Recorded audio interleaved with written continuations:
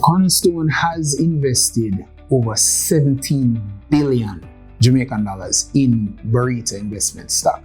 What is behind that tremendous vote of confidence?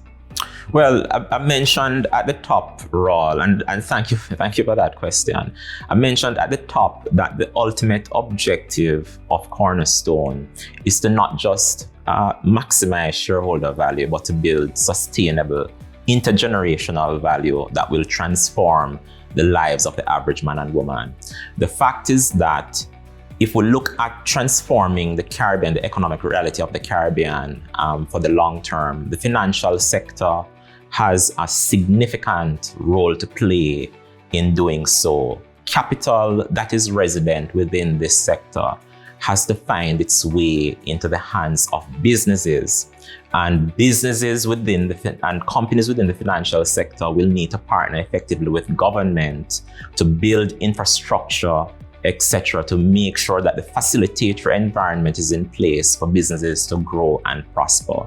We believe that owning an investment bank puts us in a fantastic position to achieve, to execute our support of those significant regional objectives.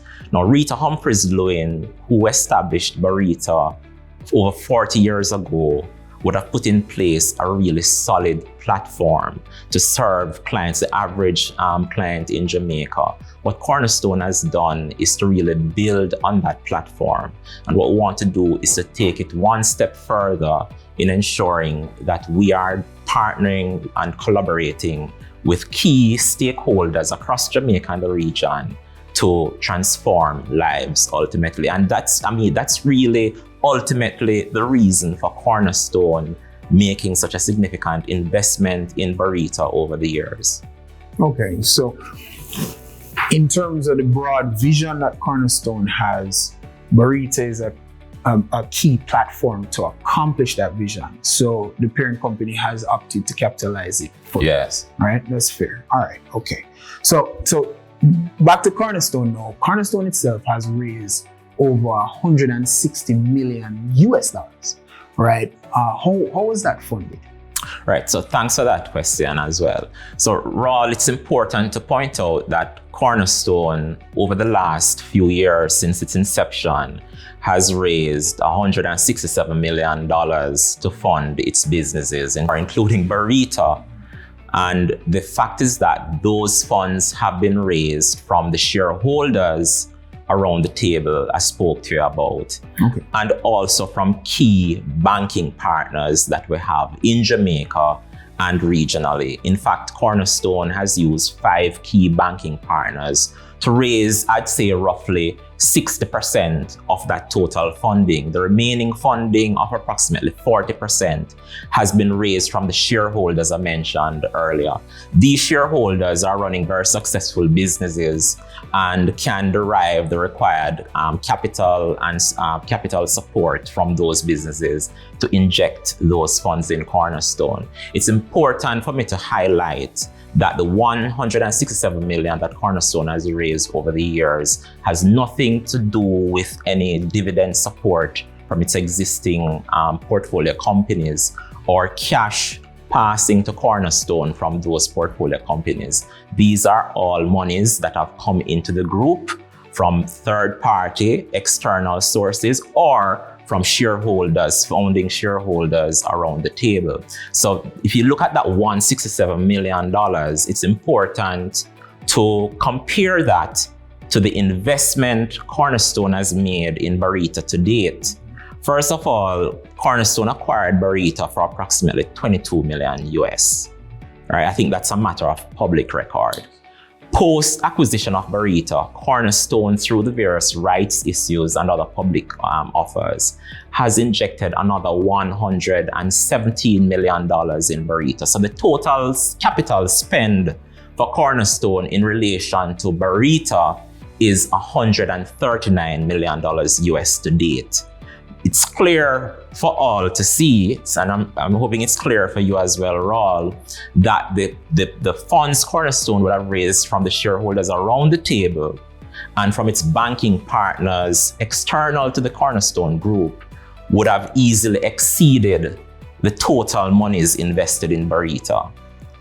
It's also important for me to point out that in calculating, and this is fairly basic, and I don't know, how anyone could get this wrong, but in calculating the return that Cornerstone has made on its investment, you have to absolutely take into consideration the post-acquisition investments made.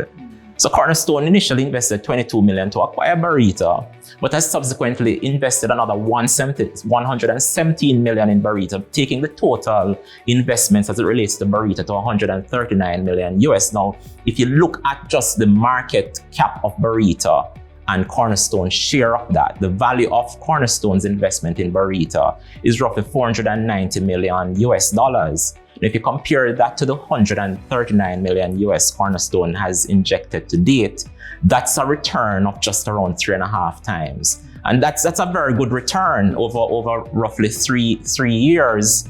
But on an average annual basis, it's a return that is not should not be shocking to the average reasonable observer. Yeah, I wanted to pick up on that point, because in doing that, has the Cornerstone facilitated the retail investor that would have had the ability to actually stay with Barita from the early days and reap the entire stock price gain without injecting fresh capital? I mean, that's a fair. I think that's not just a fair, but a very good point, because the fact is that Cornerstone's investment in Barita, Cornerstone has been investing right alongside the minority investor in Barita, and it has enabled Barita to make investments in significant businesses in the country and projects. We have funded several businesses across several lanes of businesses, spanning information technology, manufacturing, distribution, real estate, gaming and entertainment, etc. Just about all industries in Jamaica, a broad complement of industries. And so we're not just creating value for shareholders, because in Barita, extending credit facilities and other fundings and partnerships with those key stakeholders, it has driven the shareholder value in Barita. But we have to remember that at the end of the day, to the extent Cornerstone's investment in Barita is enabling Barita to support the productive sector, it's ultimately redounding to the benefit of the average man and woman in Jamaica.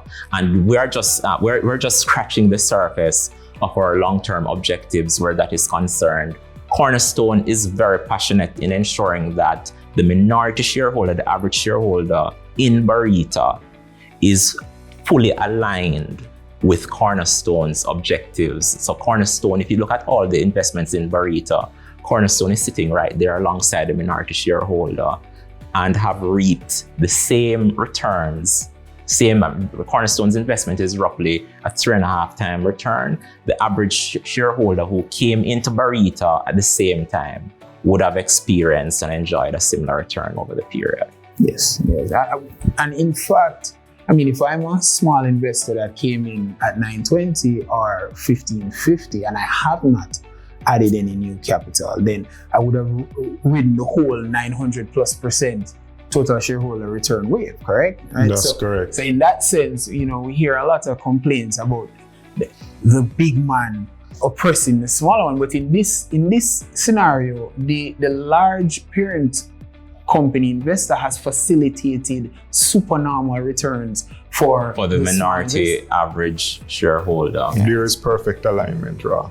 So, Jason, is it fair to sum up Cornerstone's funding structure as the equity base coming from the free cash flow of the shareholders, and then Cornerstone being able to leverage that through its commercial and investment banking partners? That's a fair and accurate summation, Raul. So yes. That's how we come by the 167. Yes.